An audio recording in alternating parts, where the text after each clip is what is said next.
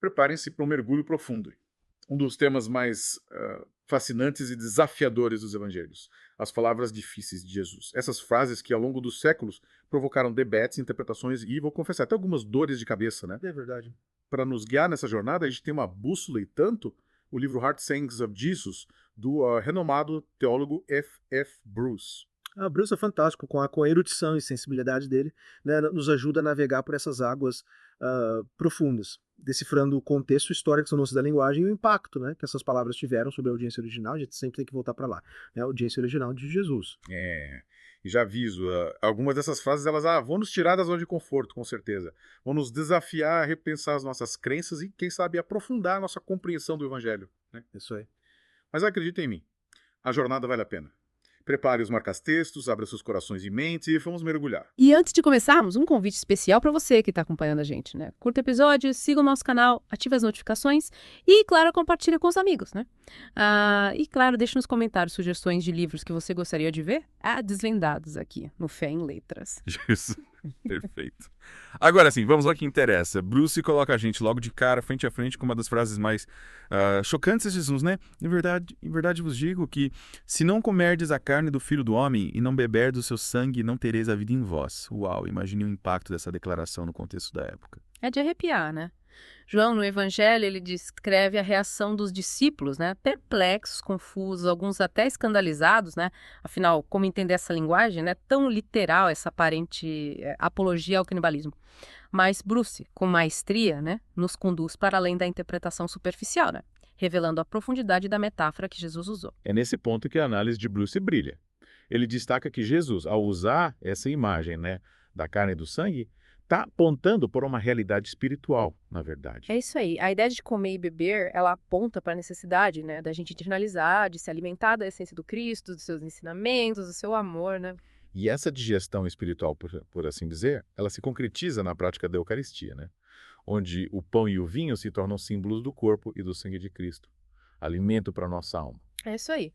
E essa metáfora, por mais chocante que tenha sido para os ouvintes de Jesus na época, né, ela tinha um propósito, né? Sacudir as estruturas, romper com o formalismo religioso e convidar para uma experiência, né? Uma experiência profunda de comunhão com Deus. Fantástico. Essa primeira palavra difícil já mostra como Jesus era mestre em usar a linguagem de forma provocativa, né? Para nos despertar para uma nova forma de ver o mundo e a fé. Sem dúvida. Essa habilidade de Jesus, né, de desafiar as convenções, de cutucar as feridas da alma humana, se manifesta em diversas outras frases que a gente vai explorar ao longo desse mergulho. E por falar em frases desafiadoras, a próxima nos transporta para o debate, né? Sobre a lei e a compaixão.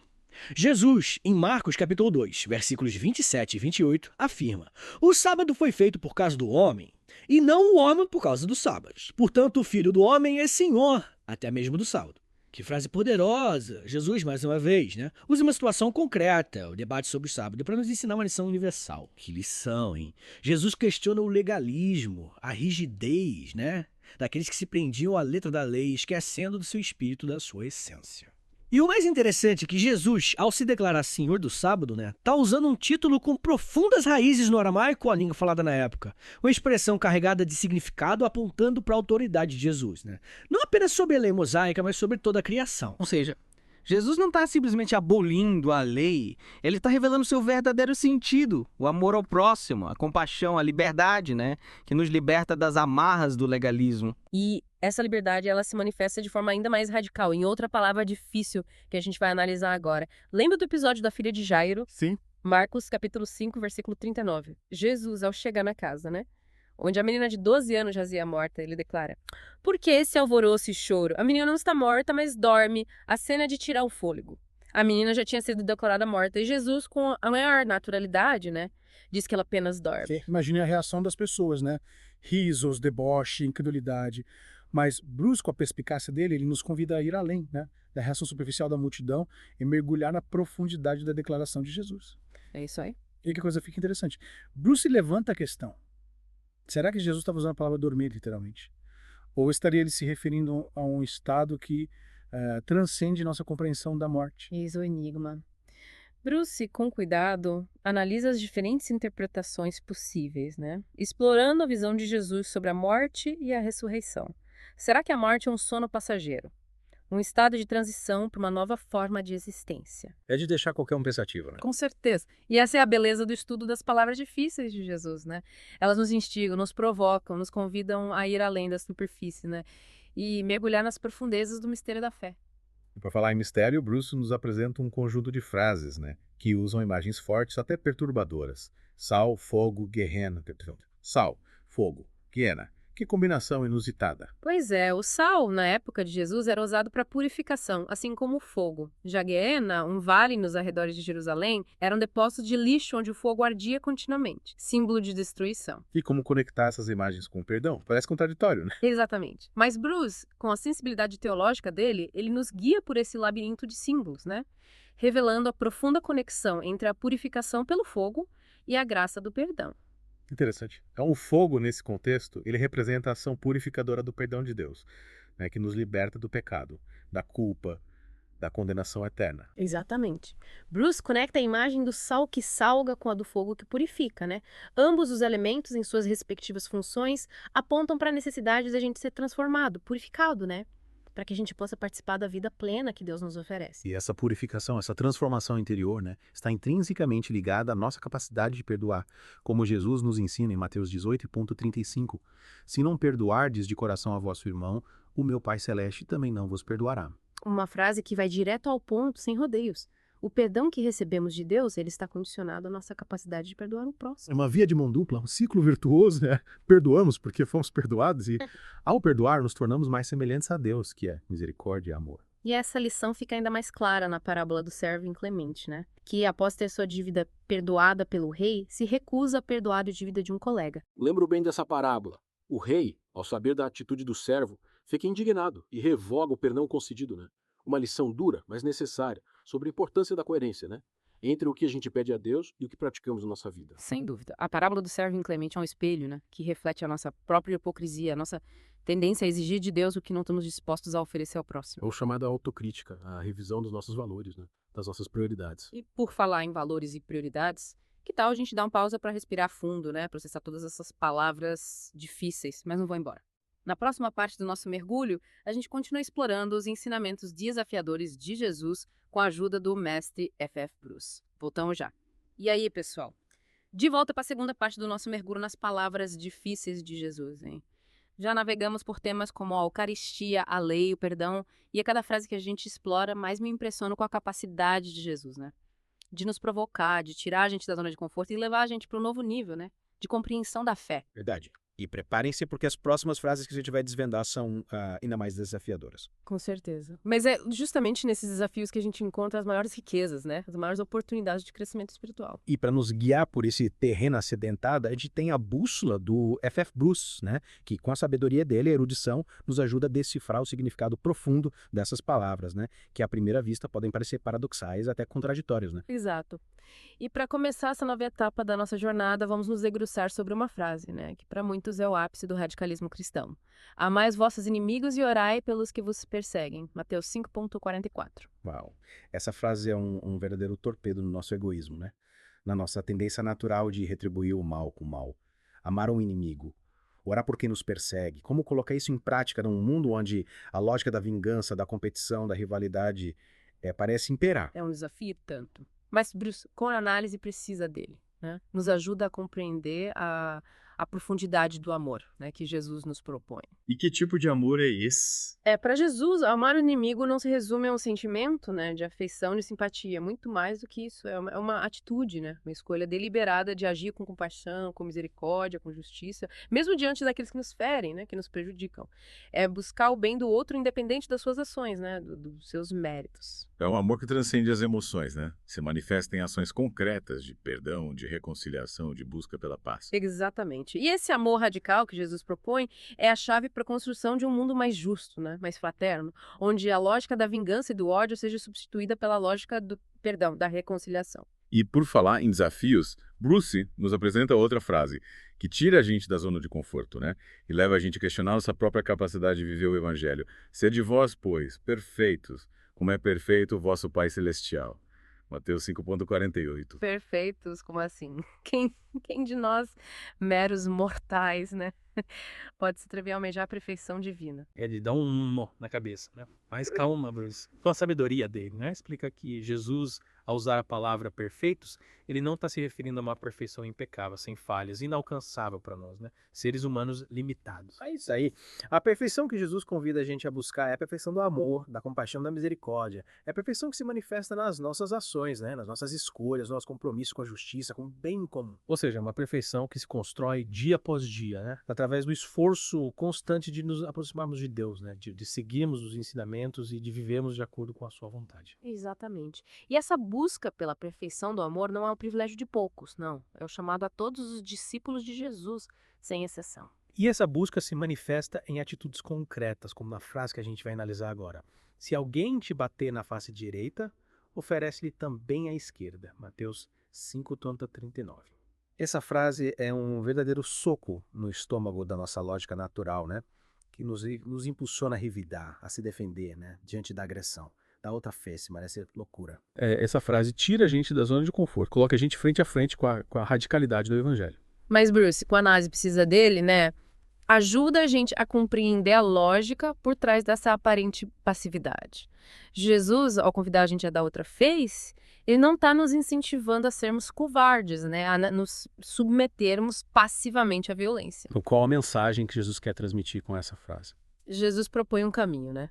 Completamente diferente. O caminho da não violência, do amor que vence o ódio. Da outra face é romper com o ciclo da vingança, né? Que só gera mais violência e sofrimento. É responder à agressão com um gesto de amor, de compaixão, que desarma o agressor e abre caminho para a reconciliação. É uma atitude que exige muita coragem, né? Muita força interior, porque vai contra todos os nossos instintos naturais. Com certeza. Mas é justamente nessa superação, né? Nesse ir além de nós mesmos que a gente encontra a verdadeira força, a força que transforma o mundo, que quebra as correntes do ódio e constrói pontes de paz. E essa força, essa coragem de ir contra a corrente se manifesta de forma ainda mais radical na próxima frase que Bruce nos apresenta.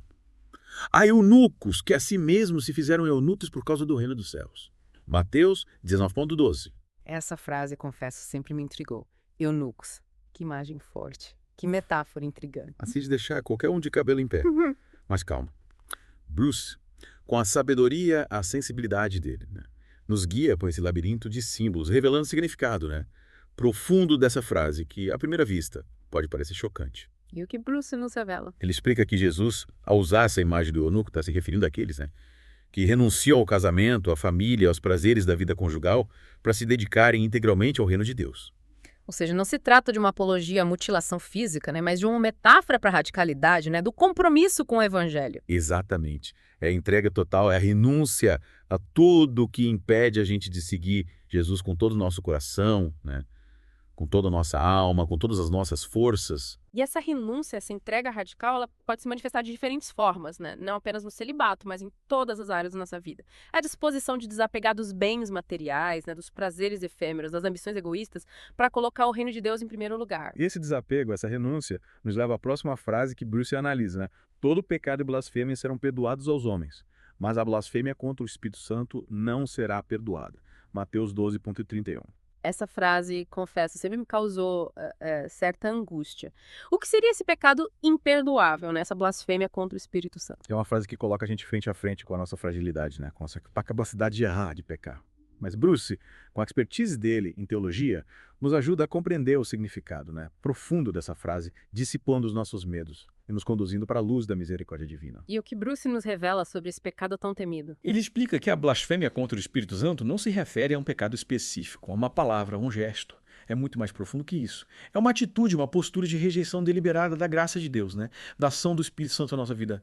É o endurecimento do coração, essa cegueira espiritual que impede a pessoa de se arrepender, né? De reconhecer seus erros e se abrir para o perdão de Deus. Ou seja, não se trata de um pecado que a gente comete por acaso, por um momento de fraqueza, né? É uma escolha consciente, deliberada, de fechar para a ação de Deus na nossa vida. E Bruce nos tranquiliza, né? Afirmando que a própria preocupação com esse pecado, o medo de ter cometido ele, é um sinal de que não cometemos. Afinal, quem blasfema contra o Espírito Santo se encontra num estado de cegueira espiritual, né? Incapaz de reconhecer os erros e de se arrepender. E essa certeza da misericórdia de Deus, né? Da infinitude do perdão dele, nos liberta do medo, da angústia e impulsiona a gente a viver com mais leveza, né? com mais confiança na bondade divina. E essa confiança na bondade de Deus nos leva à próxima frase que Bruce analisa. Porque me chamas bom? Ninguém é bom senão um que é Deus. Marcos 10:18. Essa frase, à primeira vista, parece contradizer a divindade de Jesus. Afinal, se só Deus é bom, então Jesus, ao negar a própria bondade, estaria negando a sua divindade. É uma pergunta que leva a gente a refletir sobre a natureza complexa de Jesus, né? Que era ao mesmo tempo Deus e homem. Mas Bruce, com a expertise dele em grego, com a sensibilidade teológica, mostra que essa frase não nega a divindade de Jesus, mas a afirma de forma ainda mais profunda. E como ele faz isso? Bruce explica que Jesus, ao responder ao jovem rico, né, que o chama de bom mestre, está usando um jogo de palavras em grego para enfatizar a unicidade de Deus, né, como fonte de toda bondade. Jesus não está negando a própria bondade, mas convidando o jovem a reconhecer que a verdadeira bondade ela se encontra em Deus, né? E que a busca pelo reino de Deus deve estar acima de qualquer bem material, né, ou status social. Ou seja, Jesus está usando essa frase para elevar o jovem a um novo nível de compreensão sobre a bondade, a justiça, a misericórdia divina. E essa busca pelo reino de Deus, essa busca pela verdadeira bondade, nos leva a uma das frases mais conhecidas, né? E desafiadoras de Jesus. É mais fácil um camelo passar pelo fundo de uma agulha do que um rico entrar no reino de Deus. Marcos 10:25. Uou, essa frase é um verdadeiro soco no estômago daqueles que colocam a riqueza material acima de tudo. Mas calma, Bruce, com a sabedoria dele, né? Nos ajuda a entender o significado profundo dessa hipérbole. E qual que é o significado? Jesus está usando uma imagem exagerada para mostrar como a riqueza, né, pode ser um obstáculo para a entrada no reino de Deus. A riqueza, muitas vezes, ela nos leva ao apego, ao egoísmo, à indiferença para com o próximo. Cega a gente para as verdadeiras riquezas, né? As riquezas espirituais que se encontram no amor, na compaixão, na justiça, na solidariedade. E essa mensagem de desapego, de solidariedade, né, se conecta com outra frase impactante de Jesus. Ninguém pode servir a dois senhores, porque ou há de odiar um e amar o outro, ou se dedicar a um e desprezar ao outro. Não podeis servir a Deus e a Mamon. Mateus 6:24. É a lógica do ou isto ou aquilo, né? Sem meio termo. Não podemos viver divididos entre Deus e o dinheiro, entre o amor ao próximo e o egoísmo, entre a generosidade e a avareza. É preciso escolher um senhor, né? Definir as nossas prioridades e viver de acordo com elas. Exatamente. E essa escolha se reflete em cada decisão que a gente toma, né? Em cada atitude que a gente tem, em cada palavra que a gente pronuncia. Mas essa escolha não é fácil, né? Vivemos num mundo que nos bombardeia com mensagens de consumo, né? De sucesso material, de busca pelo status social. É verdade, mas Jesus nos convida a resistir a essas tentações, né? Buscar a verdadeira riqueza que se encontra no amor, na justiça, na compaixão, na construção de um mundo mais humano, né? Mais fraterno. E aí, pessoal, de volta para a última parte da nossa imersão nas palavras difíceis de Jesus, né? Já exploramos tantas frases desafiadoras e a cada uma delas a gente descobre novas camadas de significado, de profundidade. É impressionante como as palavras de Jesus continuam, né, a nos provocar, a nos instigar, mesmo depois de tantos séculos. Pois é. E para a gente finalizar essa jornada com chave de ouro, Bruce nos apresenta mais algumas frases, né, intrigantes que nos levam a questionar nossas certezas e aprofundar a nossa compreensão do Evangelho. É isso aí. E a primeira frase que a gente vai analisar, nessa parte final do nosso mergulho, nos coloca frente a frente com uma pergunta inquietante, né? Quando o Filho do Homem vier, porventura achará fé na terra? Essa pergunta, registrada em Lucas 18:8, ecoa através dos tempos, né? E desafia a gente a refletir sobre a qualidade da nossa fé, sobre a nossa perseverança em meio às adversidades. É uma pergunta que tira a gente da zona de conforto, né? E leva a gente a um exame de consciência. Será que a gente está realmente vivendo de acordo com os ensinamentos de Jesus? Será que a nossa fé é genuína, autêntica, capaz de resistir às tempestades da vida? É um questionamento que nos impulsiona a buscar uma fé mais profunda, mais enraizada na palavra de Deus, o amor ao próximo.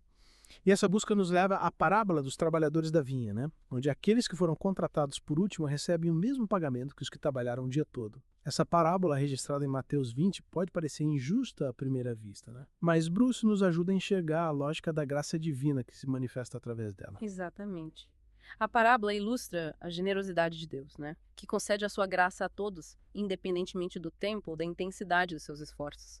A salvação não é um prêmio pelos nossos méritos, mas um dom gratuito de Deus, recebido pela fé. É a lógica do amor, né? Que se doa sem medidas, sem fazer distinção de pessoas, sem exigir nada em troca. E essa lógica nos liberta da angústia da meritocracia, né?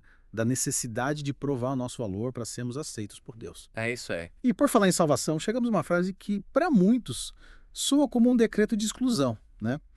Porque muitos são chamados, mas poucos os escolhidos. Mateus 22,14. Essa frase que pode gerar medo e insegurança é analisada por Bruce, né? Com muita sensibilidade, profundidade, revelando a sua verdadeira mensagem. É verdade. E qual a mensagem que Bruce destaca? Bruce nos lembra que essa frase ela se refere à situação específica do povo de Israel, né? Que apesar de ter sido chamado por Deus para ser o seu povo eleito, se fechou para a mensagem do evangelho, abrindo espaço para a inclusão dos gentios na comunidade de fé. Ou seja, a salvação em Cristo se estende a todos que creem, né? Sem distinção de raça, cultura ou classe social. Deus, na sua infinita misericórdia, abre as portas do reino para todos que desejam entrar. Exatamente. Para entrar no reino, a gente precisa reconhecer a autoridade de Jesus, né? Como ele demonstrou ao expulsar os vendilhões do templo. Essa ação, registrada em Mateus 21, é um ato profético que denuncia a corrupção, né? E a hipocrisia religiosa, mostrando que o verdadeiro culto a Deus se manifesta na justiça, na compaixão, no amor ao próximo. E essa justiça, essa compaixão se manifestam também na forma como a gente lida com as autoridades terrenas, né? Em Marcos 12,17, Jesus ensina: dá a César o que é de César e a Deus o que é de Deus. Uma frase que delimita as esferas, né, do poder temporal e do poder espiritual, nos orientando a viver como cidadãos responsáveis, sem comprometer a nossa fidelidade a Deus. É isso aí. E essa fidelidade a Deus deve permear todas as áreas da nossa vida, né? Inclusive a forma como a gente se relaciona com as figuras de autoridade. Em Mateus 23,9, Jesus adverte: e a ninguém na terra chameis vosso Pai, porque um só é o vosso Pai, o qual está nos céus. Uma frase que muitas vezes é mal interpretada, né? Mas que nos alerta para o perigo da idolatria, de colocar figuras humanas acima de Deus. Jesus nos convida a ter um relacionamento direto com Deus, né? Sem intermediário, sem hierarquias, reconhecendo Ele como a única fonte de autoridade e amor verdadeiro. É isso aí. E essa submissão a Deus implica em reconhecer a sua soberania sobre a história, né? Como na frase: em verdade vos digo que não passará esta geração sem que tudo isto aconteça. Marcos 13,30. Essa frase, que para muitos parece uma profecia não cumprida, né? É analisada por Bruce com base no contexto histórico, linguístico, revelando a sua profunda sabedoria. E qual a interpretação que Bruce nos apresenta? Bruce explica que a palavra geração, no contexto judaico, ela se referia a um período de tempo mais amplo do que o nosso conceito atual, né? Ele argumenta que essa frase de Jesus se refere aos eventos que culminaram na destruição do Templo de Jerusalém no ano 70 DC. Um acontecimento que marcou profundamente a história do povo judeu e que teve um impacto significativo na trajetória da igreja primitiva. Ou seja, a profecia de Jesus se cumpriu dentro do período até então.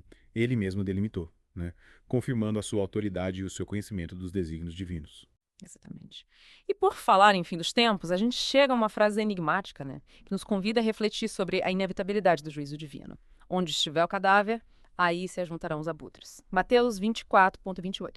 Uma frase que pode parecer mórbida à primeira vista, mas que Bruce, né, com seu conhecimento da cultura, da linguagem da época, nos ajuda a decifrar. Qual é a interpretação que Bruce nos oferece? Ele explica que essa frase é um provérbio popular, né, que expressa a ideia de que o julgamento divino é inevitável e que os ímpios não escaparão da condenação. A imagem dos abutres, né, aves de rapina que se alimentam de carniça, simboliza a destruição final daqueles que se rebelam contra Deus, né, e persistem no pecado. Uma imagem forte e impactante que nos convida a uma profunda reflexão sobre as consequências das nossas escolhas, né? Sobre a necessidade de a gente viver em sintonia com a vontade de Deus, buscando a justiça, a misericórdia, o amor ao próximo. Com certeza. E por falar em escolhas, chegamos à parábola das 10 virgens, né? Onde 5 são excluídas da festa de casamento por não estarem preparadas para a chegada do noivo. Uma parábola que nos alerta para a importância da vigilância, né? Da perseverança na fé, da prontidão para o encontro com o Senhor. Lembra dessa parábola?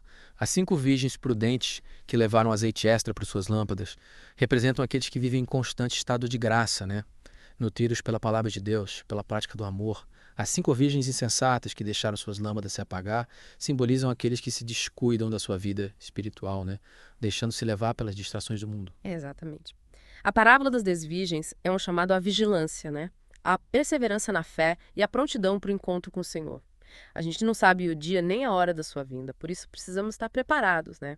Com as nossas lâmpadas acesas, cheias do azeite do Espírito Santo. E essa preparação implica em renunciar a tudo que nos impede de seguir Jesus, né? Como na frase. Mas agora, quem tiver bolsa, tome-a como também o alforje. E quem não tiver espada, venda sua capa e compre um. Lucas 22,36. Essa frase, que à primeira vista parece incitar a violência, é analisada por Bruce de forma surpreendente. É aí o que Bruce se destaca nessa frase. Bruce argumenta que Jesus está usando a ironia para testar a compreensão dos discípulos, né, sobre a natureza do seu reino. A espada, nesse contexto, não representa violência física, mas a necessidade da gente estar preparado para enfrentar as perseguições, os desafios, né, da vida cristã. A verdadeira batalha não se trava com armas materiais, mas com as armas da fé, do amor, da verdade e da justiça. Com certeza. E essa batalha exige coragem, fidelidade e perseverança, né? Mesmo diante da traição, como na frase amigo, para que vieste, com boca. Mateus 26,50. Essa frase, dirigida a Judas no momento da traição, expressa a tristeza, a decepção de Jesus, né? Diante da infidelidade de um amigo. É uma frase que nos confronta com a fragilidade da natureza humana, né? Mostrando que mesmo aqueles que estão próximos a Jesus podem cair em tentação, né? Um alerta para a gente estar vigilante, em constante oração, buscando a força de Deus para resistir ao mal. Sem dúvida. E para encerrar o nosso mergulho com uma frase que nos leva ao coração do mistério da fé, né? Jesus declara diante do sumo sacerdote: Eu sou, e vereis o Filho do Homem assentado à direita do poder e vindo com as nuvens do céu. Marcos 14,62. Uma declaração poderosa que afirma a divindade de Jesus, né? E anuncia a sua gloriosa volta quando ele virá para julgar os vivos e os mortos. Uma frase que nos enche de esperança, né? Mostrando que, apesar das tribulações, das perseguições, a vitória final pertence a Cristo.